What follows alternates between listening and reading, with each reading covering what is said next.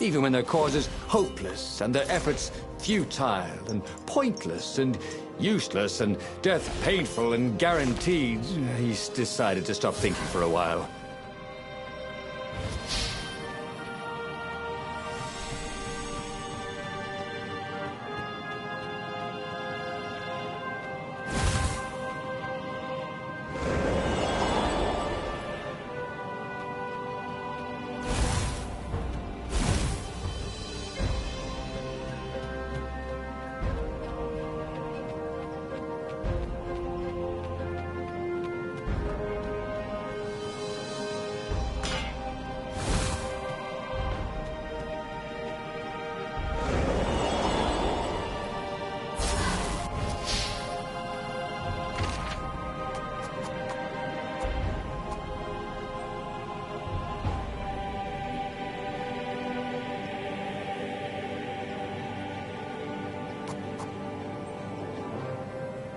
This was way better than being able to shrink down to the size of an ant.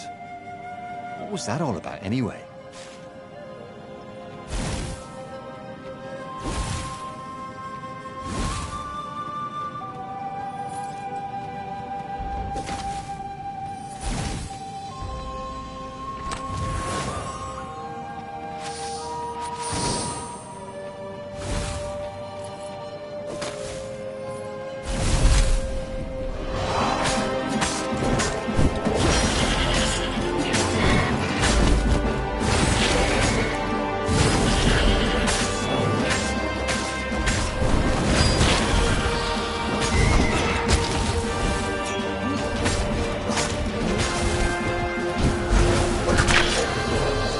Goat. Take the goat across first, Reynardo thought. But it was too late.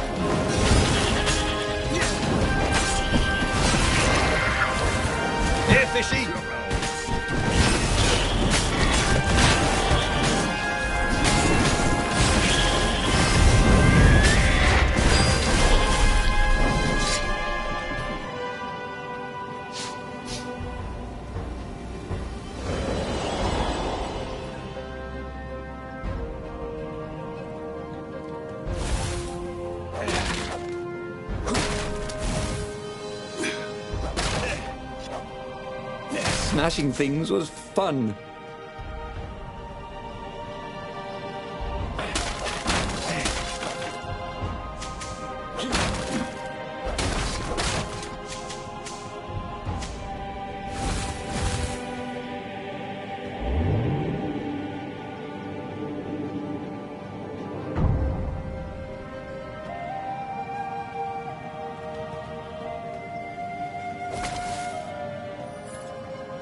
What else could you hook?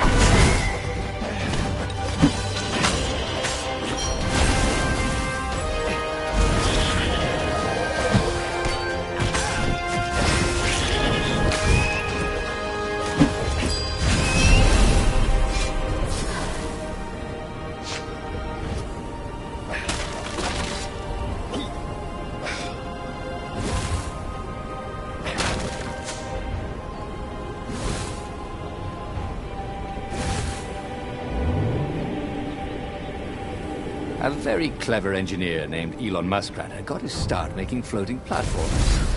Not many people knew that.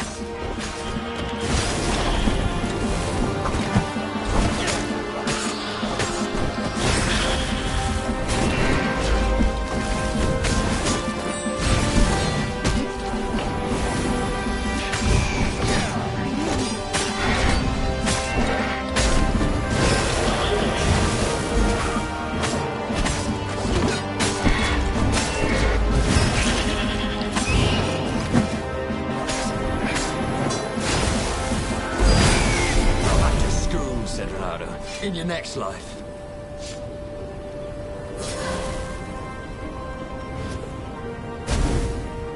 Renado's arm was sore, his armor wet with raven blood. He was tired of death. But death was not yet tired of him. The rebels were losing. Badly. In some other universe, Renado thought, he and Zenobia had left Sword Fu School together, taken other names and sailed off into the mists. But not this Zenobia. And not him. For him, there was nothing to do but forge ahead. Kill the Emperor and end this.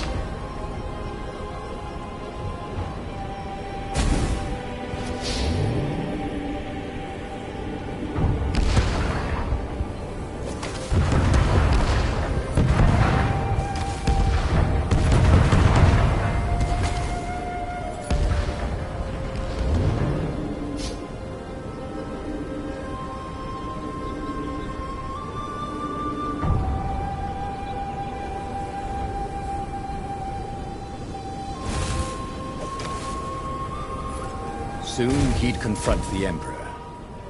Funny that this whole war had come about because the Emperor feared death. And now it was coming for him. There was some sort of lesson there, wasn't there?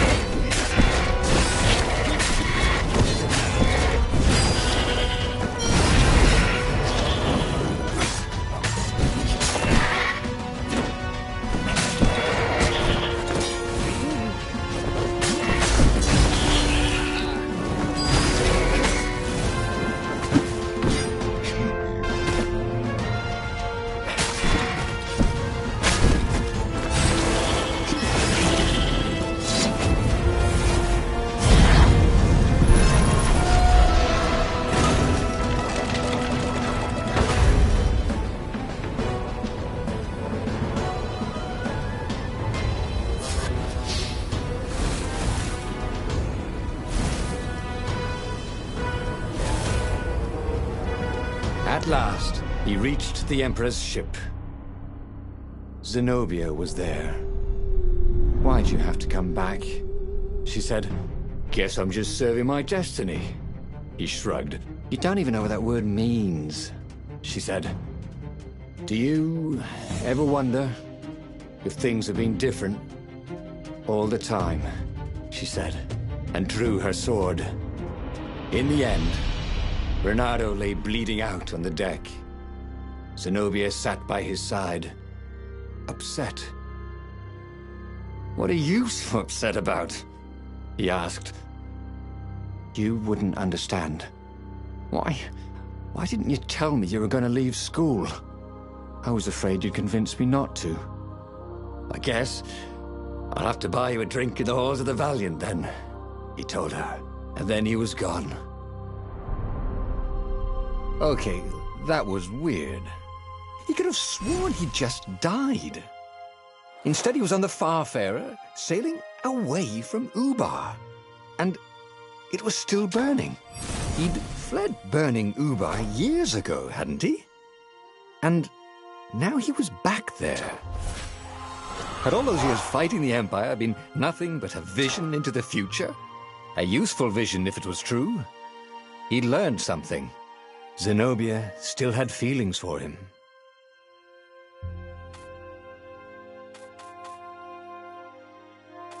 He'd made bad choices. But now, when the real battle came, he wouldn't make those choices. He wouldn't make the same mistake twice. The book's pages began to flip backwards, towards the beginning. And he realized that his adventure was just beginning. The clouds parted over the Isles of Boreas. It was time to choose. The rebellion was in trouble. Ravens were scouting for the secret rebel base. They needed a game-changer. Pieces of the Sky Ripper had surfaced. Or so a scholar in the mountains had told him. Surely the weapon that banished the lost gods could defeat the Emperor. Also, a temple had risen out of empty desert. The Emperor had brought the Sky Ripper pieces up out of ancient burial by his obscene rituals. Could this be where the Iblis stone was hidden? Someone better get it before he does, thought Reynardo. On the other hand, his old friend Lapino needed rescuing. Lapino was no game changer, but could Reynardo really leave an old friend to the Ravens?